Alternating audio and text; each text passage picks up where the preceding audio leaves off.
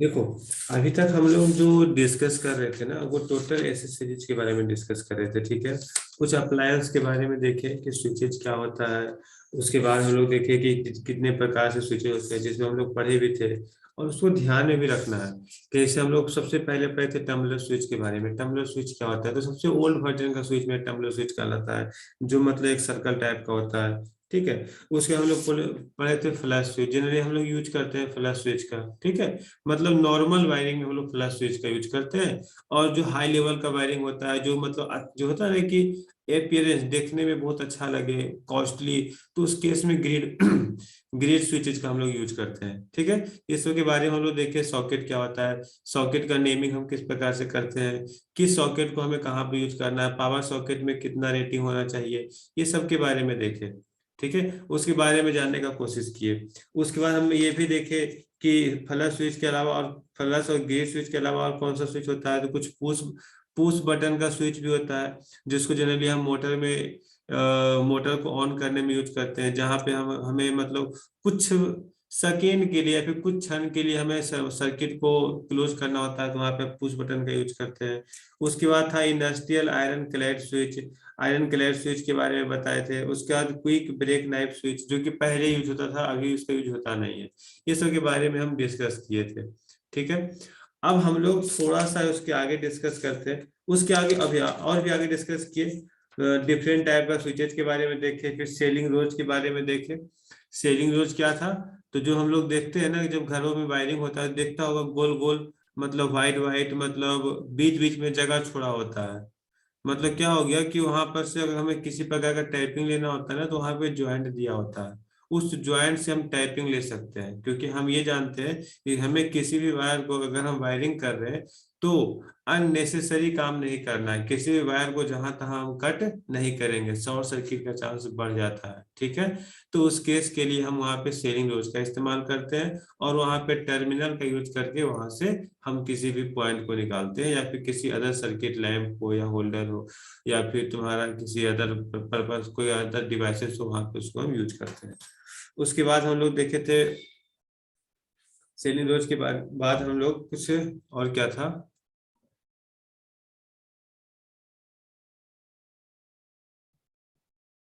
क्या क्या था इधर।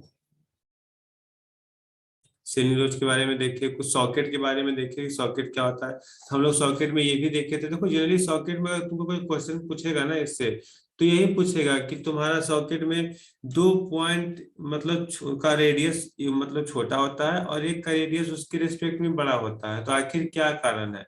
उस चीजों को अच्छे से पढ़ लेना। ठीक है। तो बस इतना ही कारण है कि एक को हम अर्थिंग के लिए यूज करते हैं, बाकी दो मेरा पॉजिटिव और नेगेटिव होता है। अर्थिंग में करंट कितने मतलब शॉर्ट शॉर्ट सर्किट करंट बहुत कुछ भी हो सकता है, वो हमें नहीं मालूम। तो हमें ज्यादा करंट पास करने के लिए ज्यादा सरफेस का नीड है, इसलिए उसका रेडियस को हम बढ़ा रखते हैं। ठीक है। पिछला क्लास में सारे को अच्छे से बताए हैं। नेक्स्ट हम लोग का आता है, देखो ये जो तुम्हारा है, इसको हम लोग क्या बोलते बताए थे, male female.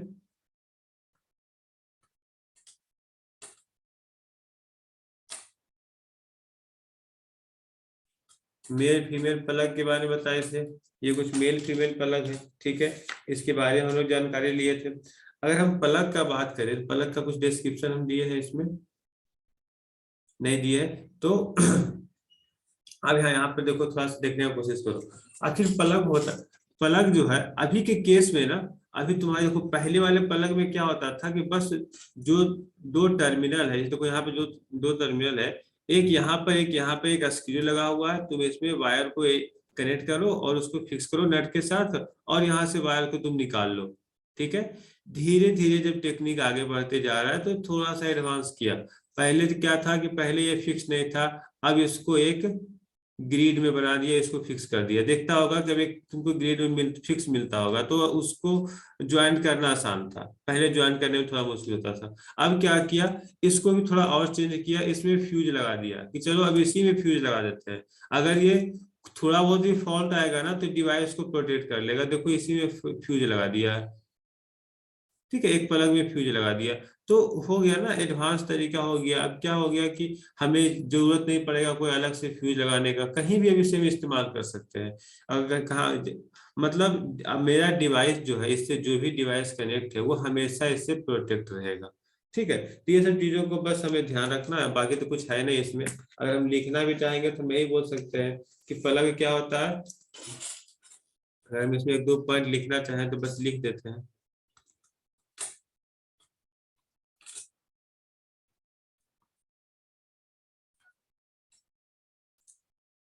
For typing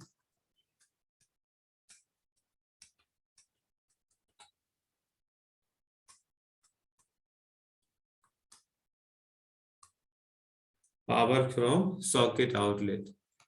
socket से जब हमें पावर लेना होता है तो हम वहां पर प्लग का इस्तेमाल करते हैं, यही तो लिखना था, और हम क्या लिखेंगे इसमें, और कुछ जरूरत नहीं है। जिसमें हम लोग 3 पिन का भी यूज करते हैं, 2 पिन का भी यूज करते हैं। ठीक है, तो यही सब इसका रिक्वायरमेंट है। अब हम लोग जनरली जब इसके आगे अगर हम बात करें तो आगे आता है टर्मिनल ब्लॉक। ठीक है, इसको हम ले लेते हैं, ये हो गया 3 पिन प्लग, ये हो गया 2 पिन प्लग। नेक्स्ट हम लोग का आता है टर्मिनल ब्लॉक। इसके बारे में जानो, ये ना बहुत इंपॉर्टेंट है, हर एक जगह यूज होता है। तुम इलेक्ट्रिकल सर्किट का सबसे इंपॉर्टेंट पार्ट है टर्मिनल ब्लॉक। इसको यूज कहाँ पे करेंगे, तो जाहिर सी बात है, अगर हम इसका यूज का अगर हम बात करें तो जब हम किसी भी मतलब बोल सकते हैं कि एक डिवाइसेस से दूसरे डिवाइसेस में, देखो जनरली ध्यान रखो, जब किसी एक लाइन से दूसरे लाइन में जब हम लोग लाइन को पास करते हैं ना, तो जनरली वहां पे टर्मिनल ब्लॉक का इस्तेमाल करते हैं। या फिर जहां कहीं भी हमें टाइपिंग का नीड पड़ रहा हो, ठीक है, हमें लग रहा हो कि हमें यहाँ पे वायर को कट करके किसी अलग पर्पज से हम यूज करना चाहते हैं, या फिर दो वायर को हमें कनेक्ट करना होता है, तो वो तो ज्वाइंटिंग का अलग केस हो गया। लेकिन हम वहां पे टर्मिनल का भी इस्तेमाल करते हैं, उसको हम टर्मिनल से पास करते हैं कि कोई भी वायर आया एक टर्मिनल में दिया बहुत सारा निकल गया। या फिर एक पॉइंट से मल्टीपल आउटपुट लेने के लिए हम लोग टर्मिनल पॉइंट का यूज करते हैं। ठीक है, टर्मिनल पॉइंट तुम्हारा बहुत टाइप का हो सकता है, वो स्टार कनेक्शन हो सकता है, डेल्टा कनेक्शन हो सकता है, मल बोल सकता है कि सुना होगा ना, मक्स डिमक्स, एक पॉइंट दिया तो 10 पॉइंट उससे आउट किया, मतलब उसमें तुम 10 पॉइंट दिया 1 पॉइंट आउट किया। तो डिफरेंट डिफरेंट टाइप का टर्मिनल पे डिपेंड करता है उसका कॉन्फ़िगरेशन कैसा है और उसको हम यूज किस प्रकार से करेंगे। ठीक है, तो अगर हम इसके बारे में अगर हम लिखना चाहें तो इस फोटो से तो क्लियरली मालूम चल रहा है ये है क्या, ये टर्मिनल है। अगर हम इसके बारे में लिखें,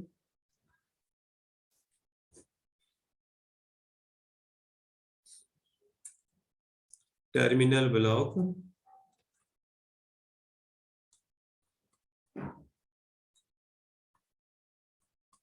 used for termination and connection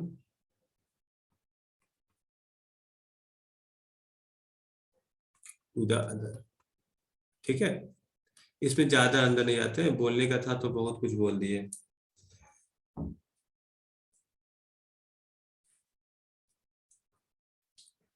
चलो फिर आगे अगर हम बात करें, ये सभी टर्मिनल ब्लॉक ही है।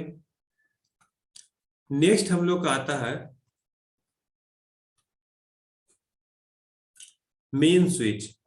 अब देखो यहां से चीजों को ध्यान दो सही से, कि अब हम क्या करते हैं, हम लोग बहुत सारे अप्लायंस को देख लिए, वो तुम्हारा स्विचेस था, सॉकेट था, ये सब के बारे में हम लोग पढ़े।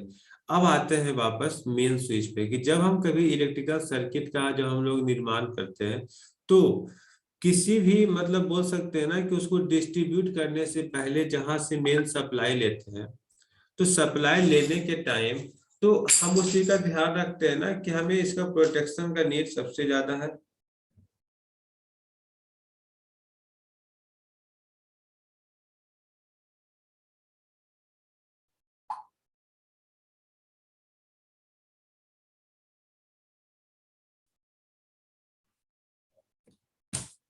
ठीक है, मेरा वॉइस ऑडिबल है?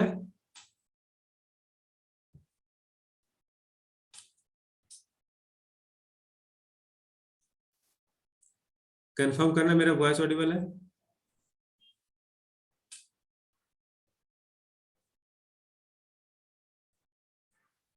वो मेरा वॉइस ऑडिबल है? Yes sir. Okay okay okay, ध्यान नहीं दिए थे हम। ठीक है, तो देखो, मेन स्विच, तो अब हम लोग का पर्पस होता है कि जब हम इलेक्ट्रिकल सर्किट का निर्माण करते हैं, तो जहां से हम लोग लाइन इन करते हैं ना, तो वहां से हम लोग डिफरेंट डिफरेंट जगहों पे उसका लाइन को सेंड करते हैं। तो मेरा पर्पस होता है ना कि हम मेन लाइन को सबसे पहले हम वहां पे कुछ प्रोटेक्शन दे कि वो सारे लाइन को वो सेव कर सके, ठीक है, बचा सके। तो उस केस में हम लोग मेन स्विच का यूज करते हैं। तो आखिर मेन स्विच कहाँ होता है, वो कैसा होता है, उसमें किस प्रकार का प्रोटेक्शन यूज करते हैं, तो उस पर हम लोग थोड़ा ध्यान देते हैं।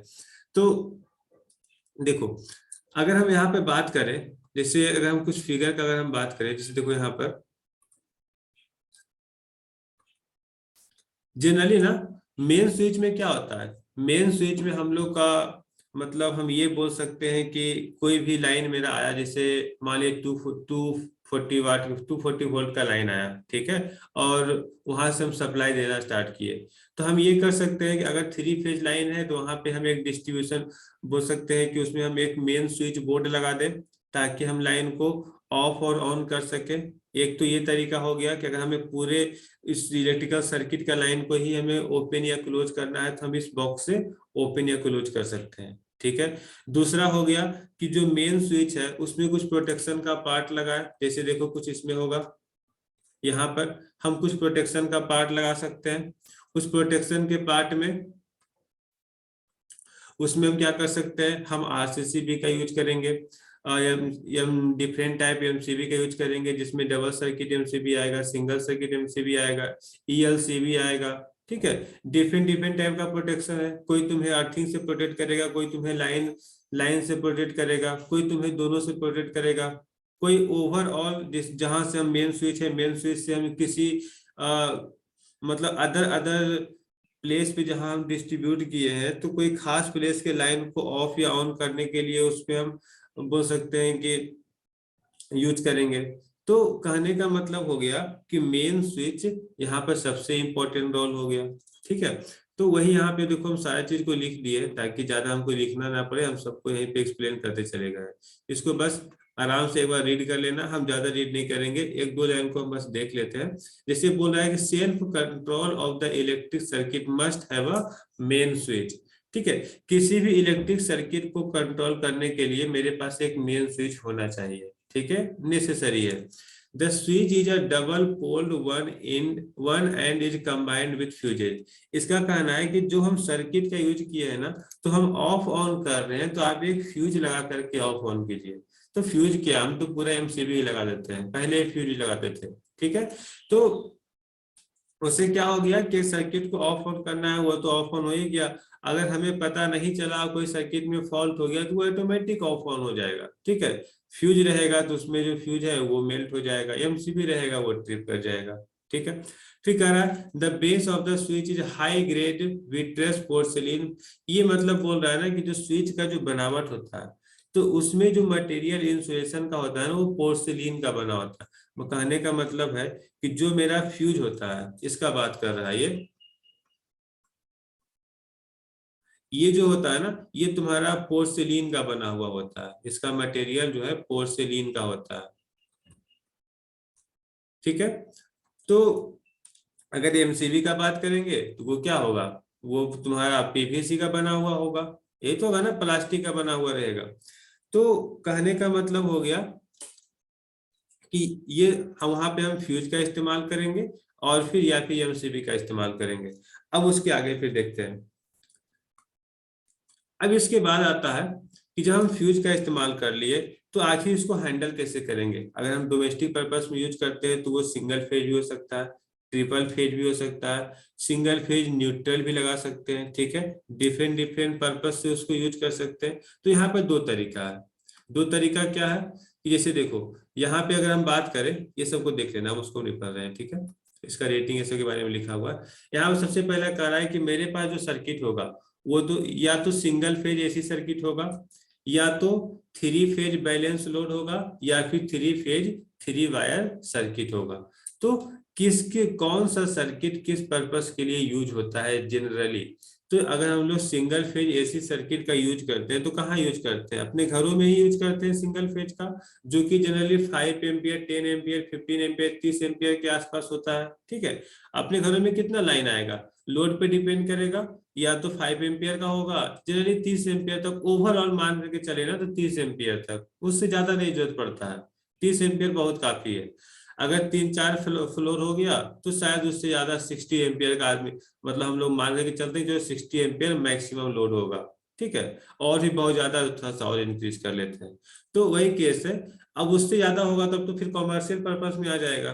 तो हम लोग डोमेस्टिक पर्पस में जो हम लोग यूज करते हैं सिंगल फेज एसी सर्किट का यूज करते हैं। ठीक है, जिसमें हम लोग का जो वोल्टेज होता है वो 250 वोल्ट होता है।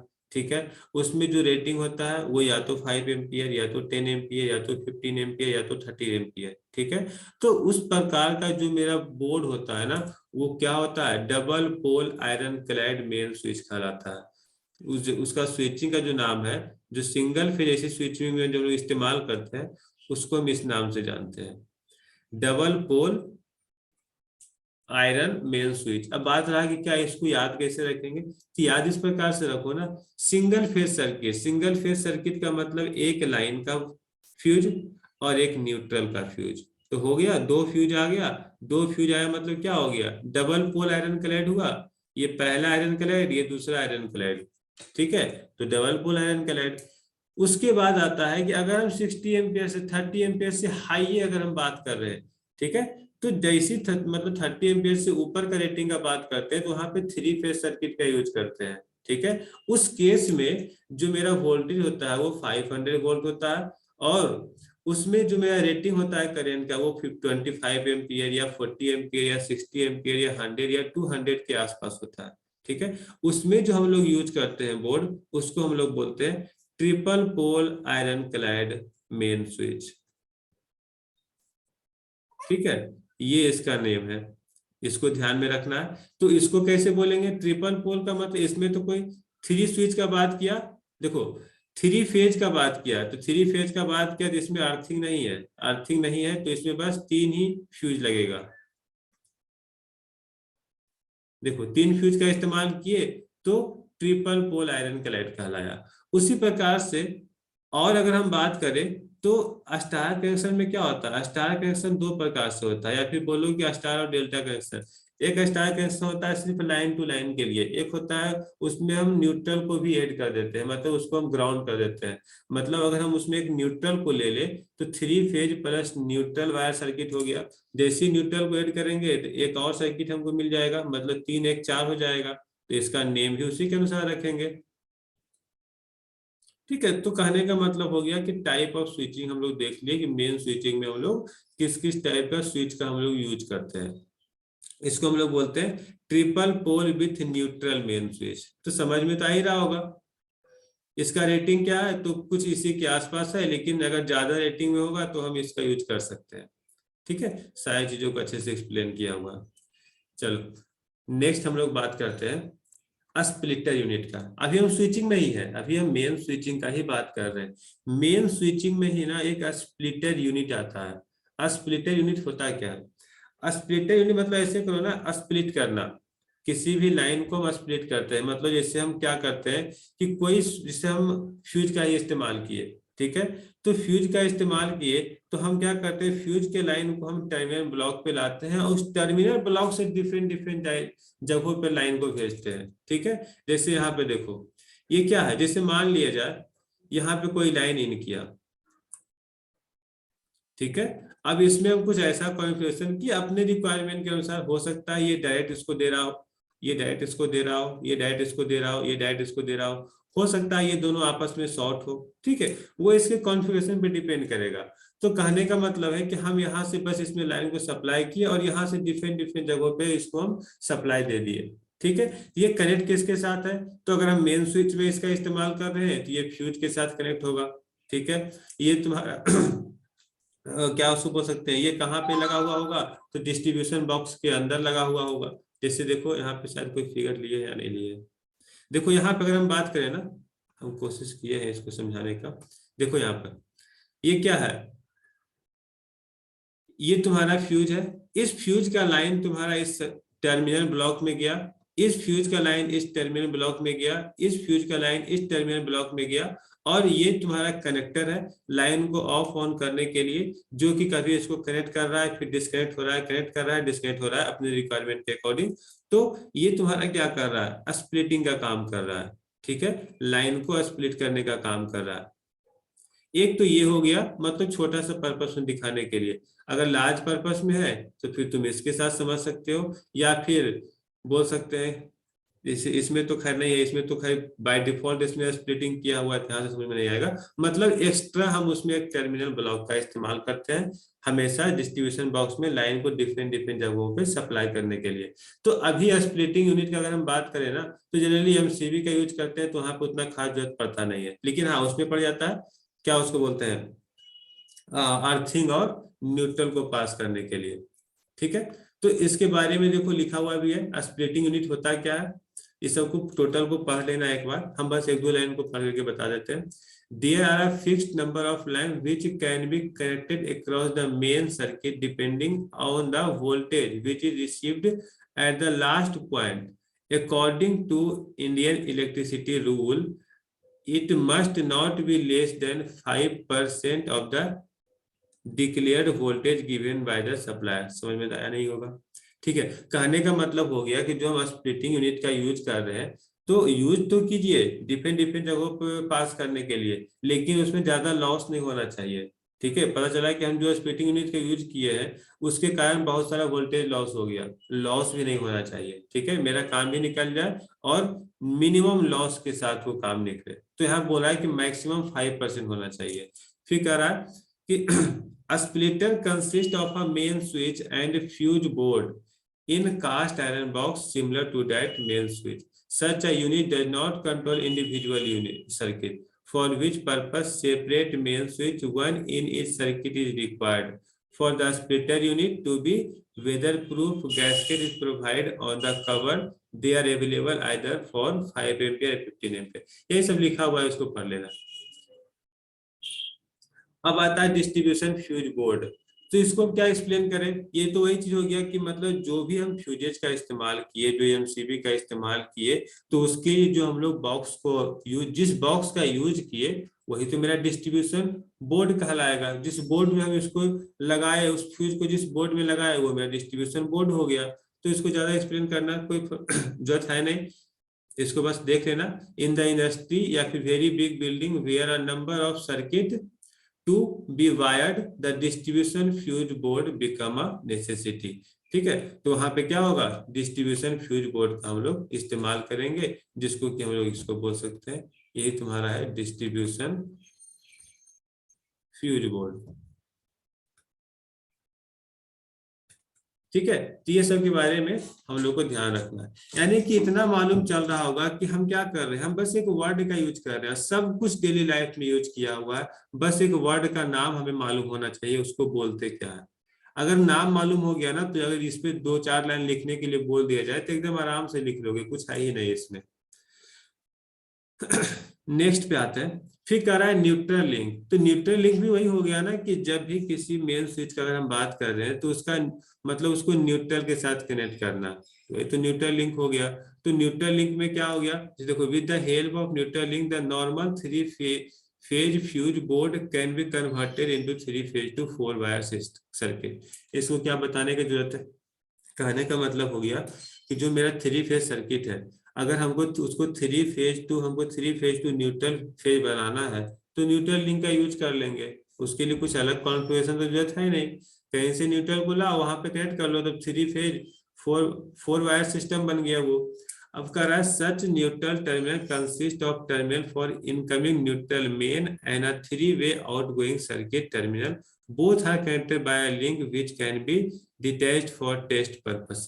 कहने का मतलब हो गया कि जब हम किसी प्रकार का टेस्ट करेंगे, तो टेस्ट में ये भी होता है ना कि लाइन टू लाइन वोल्टेज कितना है, लाइन टू लाइन करंट कितना है, लाइन टू न्यूट्रल वोल्टेज कितना है, लाइन टू न्यूट्रल करंट कितना है। तो इससे क्या हो गया कि हमें टोटल लाइन चेक हो जाता है कि किसी प्रकार का फॉल्ट तो कहीं पे नहीं है। अगर फॉल्ट आएगा तो बता देगा कि हमें जितना करंट चाहिए वो उतना करंट तो देगा नहीं आउटपुट, तो वहां से मालूम चल जाएगा। तो हम इससे फॉल्ट का भी मालूम कर सकते हैं। ठीक है। उसके बाद करा है the metal component are mounted on a high grade vitreous porcelain base. तो यहाँ पे कह रहा है कि जो हम लोग मेटल कंपोनेंट का यूज करेंगे तो वहां पर भी हम लोग हाई ग्रेड पोर्सिलिन बेस का यूज करते हैं ताकि उसमें किसी प्रकार का लीकेज करेंट ना आए।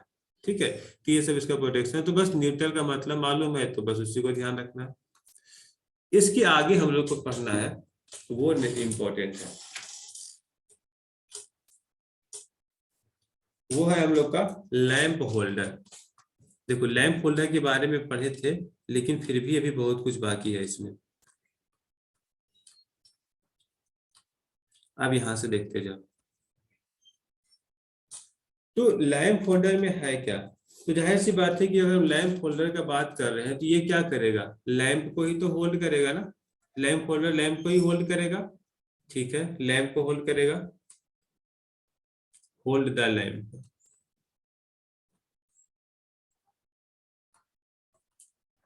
अब देखो यहाँ पर दो तरह का चीज होता है। अगर पहले अगर बात किया जाए तो पहले जो लैंप लैंप होल्डर जो आता था बन करके वो ब्रास का बन करके आता था। ठीक है, लेकिन अभी का जो अभी क्योंकि अभी तो थोड़ा सा डिफरेंट डिफरेंट टाइप का मटेरियल आ गया था, अभी हम लोग देखते हैं कि हार्ड प्लास्टिक का बन करके आता है लैंप होल्डर। ठीक है, तो हम लोग अगर जानने के लिए हम लोग ये भी लिख सकते हैं कि पहले जो हम लोग जनरली यूज करते थे वो लैंप होल्डर वो ब्रास का बना हुआ होता था।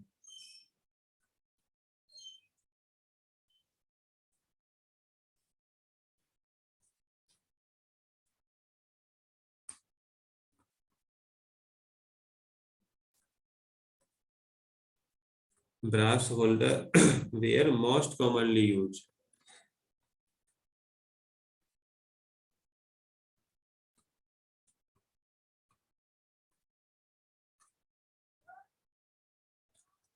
लेकिन अभी के केस में क्या हो रहा है, अब ब्रास होल्डर आना बंद हो गया क्योंकि ये कॉस्टली बन जाता था। ठीक है, तो अब जो हो रहा है वो रिप्लेस हो गया प्लास्टिक के साथ, जिसमें उसका मटेरियल का अगर हम नाम का अगर हम बात करें तो उसको हम लोग बोलेंगे बेकेलाइट।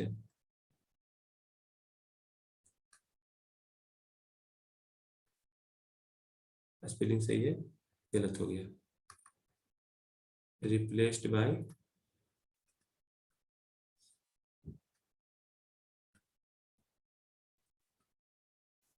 Bakelite insulated holder.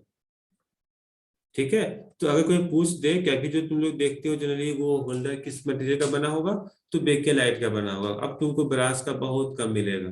ठीक है, अब इसमें आता है कि जो मेरा होल्डर होता है वो कितने प्रकार का होता है। अगर हम टाइप का अगर हम बात करें, टाइप्स ऑफ लैंप होल्डर। देखो अभी तक हम जो बताए ना तुम लोग को कुछ एग्जांपल दिए थे। हम बताए थे pendant lamp holder, straight pendant lamp holder, angle batten lamp holder बताए होंगे, फिर तुमको एंगल लैंप होल्डर बताए होंगे। ठीक है, मतलब डिफरेंट डिफरेंट होल्डर के बारे में बताए। लेकिन अभी ना थोड़ा सा उसके अंदर जा रहे हैं, उसके अंदर डेप्थ में देख रहे हैं। यहाँ पर जो टाइप होता है वो दो प्रकार का होता है। सबसे पहला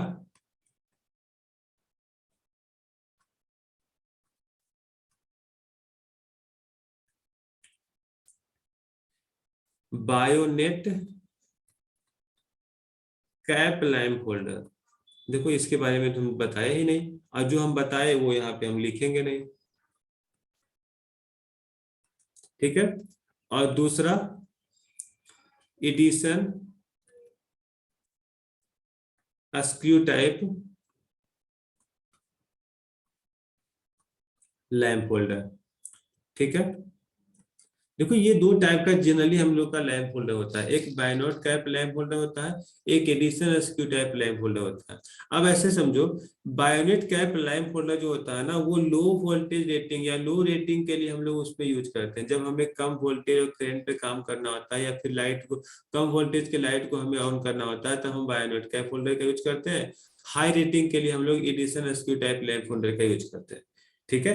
अगर हम इसके बारे में अगर हम बात करें, जैसे देखो ये इस प्रकार का जो तुमको होल्डर दिख रहा है ना, वैसे तो ये तुमको बैटन है, लेकिन अगर हम यहाँ पे इस दो टाइप का अगर हम बात करें, इसको हम लोग बोलते हैं बायोनेट कैप लैंप होल्डर।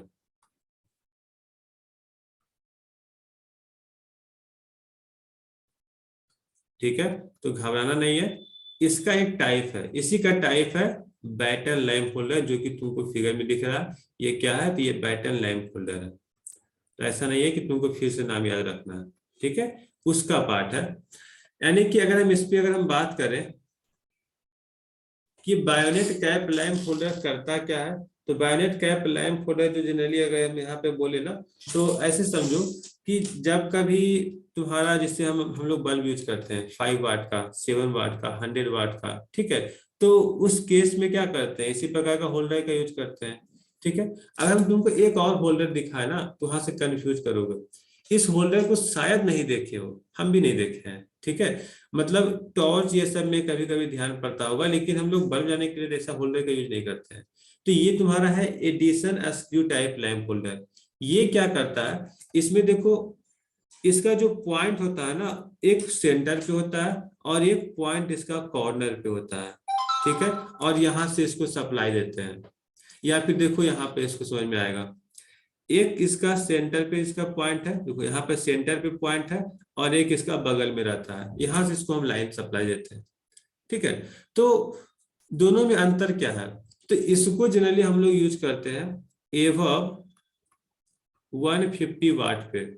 150 वाट से ज्यादा का अगर हमें पावर पे हमें काम करना है, मतलब 150 वाट से ज्यादा का हमें बल्ब बल्ब जलाना है, तो हम क्या करेंगे, इस एडिशन एस्क्यू टाइप होल्डर का यूज करेंगे, और उससे उससे नीचे वाले लोड के लिए हम लोग जनरली तुमको बायोनेट कैप लैंप होल्डर का यूज करते हैं। ठीक है, तो चलो बारी बारी से सबको लिखते जाते हैं। कुछ देर के लिए ना मीटिंग और ज्वाइन कर लेना, ताकि इसको हम अच्छे से खत्म कर ले, फिर कल से नेक्स्ट टॉपिक को स्टार्ट कर लेंगे। तो अगर हम इसके बारे में लिखे, तो हम बोल सकते हैं इन द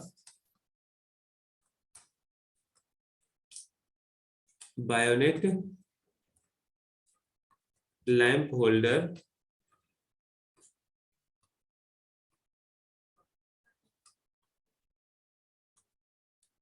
द बल्ब